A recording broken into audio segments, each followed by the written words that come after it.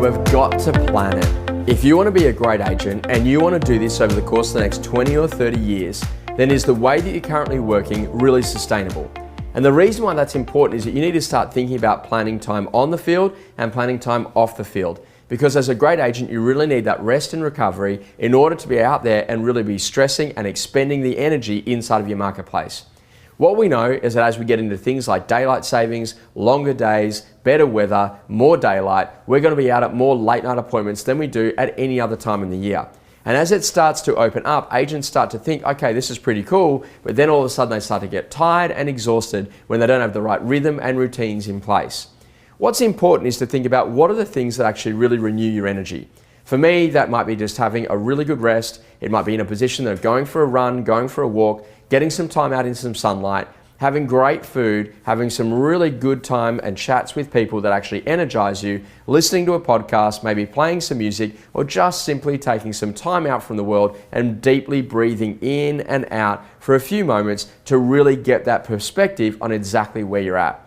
Renewal could also be about reading over all of your achievements that you've actually got and even rechecking in with all the goals to make sure that you're back on the radar of your goals, really getting purposeful around the type of work that you do. Rest and renewal is critically important, but so is stressing and expending. And to me, I never want to be in a workplace where I'm measured purely on the hours that I spend there. What I want to be on is inside of a workplace where I'm actually measured on the output that I achieve. So what I say to my team is that they're measured on two things. One, culturally what they bring to the table, and two, the outcomes that they achieve inside of their roles.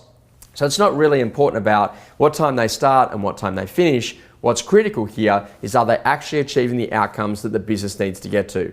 A lot of people fall into the trap that thinking that enthusiasm is about the hours that you spend, whereas I'm more about the outcomes that you achieve. So to be a great agent, it's really critical that you start separating that out and really getting good at your planning. The most important part for planning is to have a look about your time out on when you're going to be having holidays. And I like to make sure that you've got them spread evenly throughout the year. And that every 4 to 6 weeks, you've got something to look forward to. Whether or not it's a long weekend, whether or not it's actually a week out, or even whether or not it's just taking a little bit of an early mark on 1 or 2 days throughout the course of the week so you can get back perspective and get back in control on what matters to you. So it's up to you. Is the way that you're working going to be sustainable? And if it's not, then it's time to make some changes. Sometimes that might be about putting on an assistant to be able to get someone inside of your team that can actually list property to allow you to be able to have time out holidaying, because you want someone who can really be able to work every single one of those listings. Sometimes it's just about pairing up with a senior agent inside of your office in the 4 to 6 weeks before you go on leave. And that way, if you're going into a listing presentation, they can take the lead if the customer wants to sell now, and you still get the opportunity to be able to earn some form of a fee. It's really critical that you actually over prospect and over list. And what I'm saying to a lot of agents right now, that in terms of your planning, the best thing that you can do is to draw a T intersection. On the left-hand side, you write down 2018. On the right-hand side, you write down 2019. And every single time you're talking with a seller, if they're saying to you, oh, maybe next year, and you're testing those assumptions, then you maybe just write it down in the 2019 column.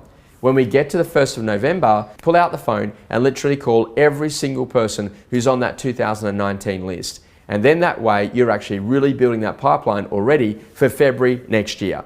Now, I know it sounds crazy to be doing that, but I'm a planner like there's no tomorrow. I know when Easter is next year, I know when my annual leave is going to be next year, because I'm really working clearly about when is the peak season in my business and when are the times when I can be away and my customers won't know.